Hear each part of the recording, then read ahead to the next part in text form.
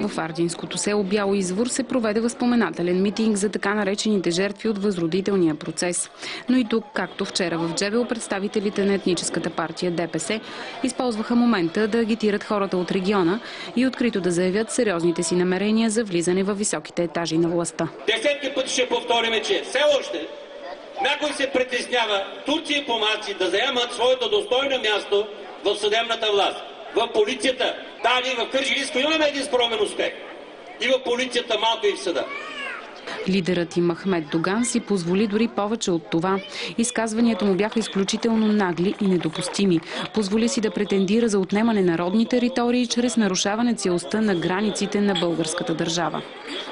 Постоянно тече един процес на прекрояване на границите съобразно етническите граници в целия.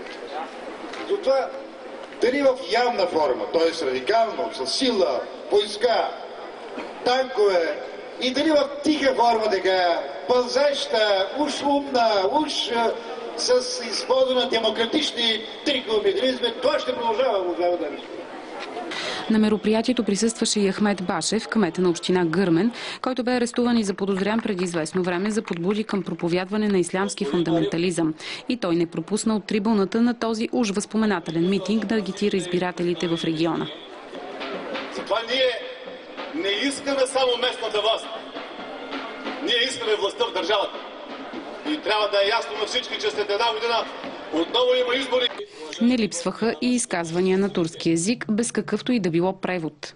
Ama bunu yaparken de acı gerçekleri çıplaklığıyla vurgulamak, söylemek her zaman bir sivil toplum örgütlerinin görevidir.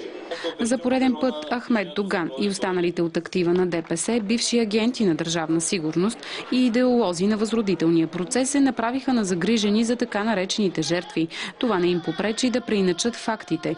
Целта да насъдят омраза и негативи сред хората и така манипулирайки ги да си подсигурят гласовете им за изборите до година.